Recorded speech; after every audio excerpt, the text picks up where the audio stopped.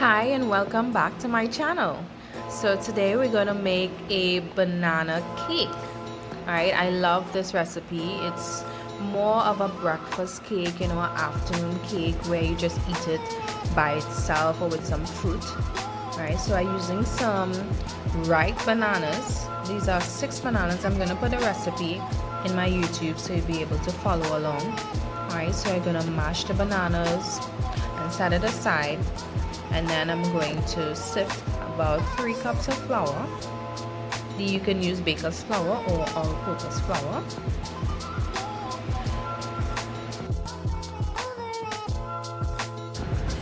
I'm adding 1 teaspoon of baking soda, half teaspoon of salt, and a half teaspoon of cinnamon and nutmeg. I find that gives it a little added, touch. So we sifted all of that and we're just going to put it aside.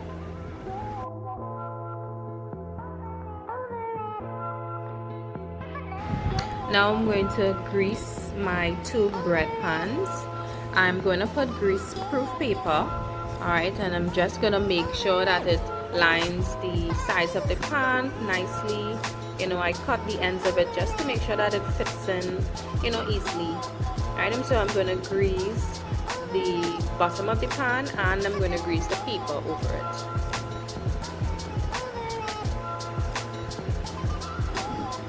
Alright, just like that. Alright, I'm also going to put some flour and dust it and shake it up.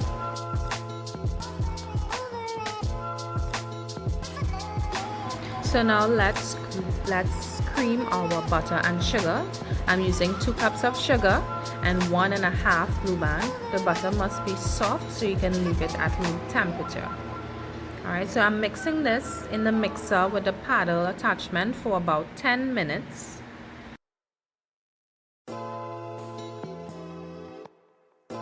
While that is mixing, we can then crush up our walnuts a little. We want to leave it a little chunky.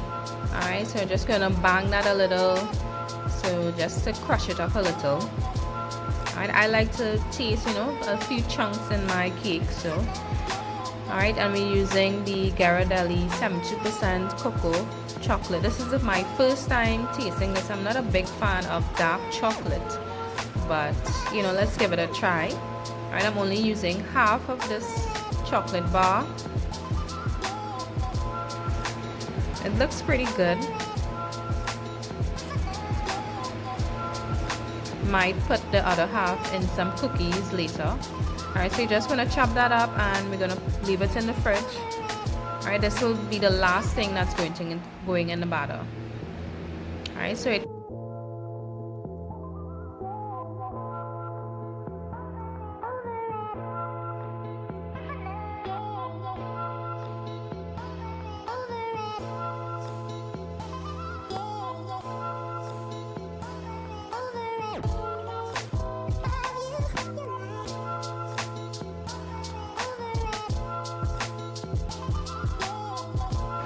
So the batter is coming along nicely, so we're going to add in the bananas.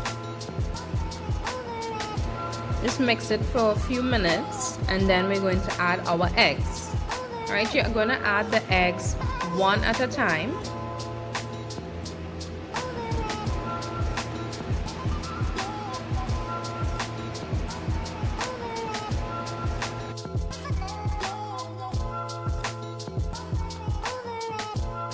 Then I'm going to add 2 teaspoons of vanilla essence. Remember to scrape the sides of your bowl when it's mixing, just to make sure that everything gets mixed into the batter.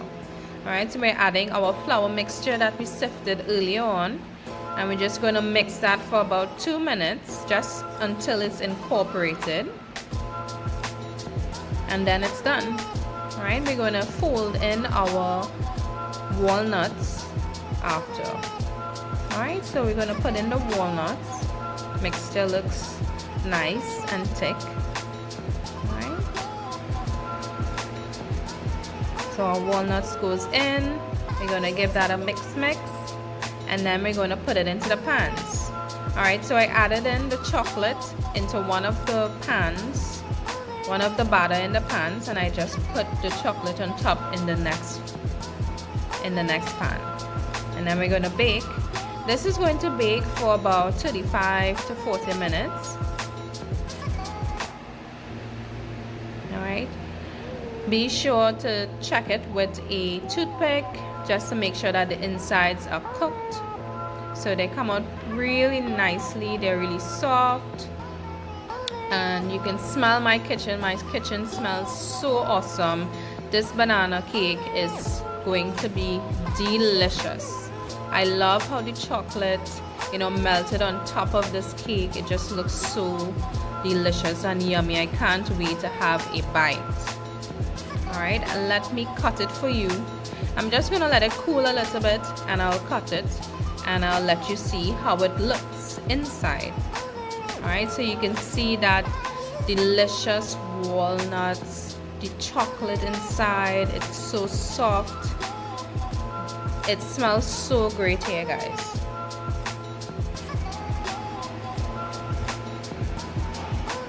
So delicious. So this is more of a breakfast, afternoon tea cake. You can eat it by itself, or feel free to pour some dark chocolate ganache over this cake, or even some caramel, because it's not really that sweet. So, you can take that extra sweetness. Alright, so guys, I hope you enjoyed this video. I hope you enjoyed making this cake and eating this cake. Please let me know how it went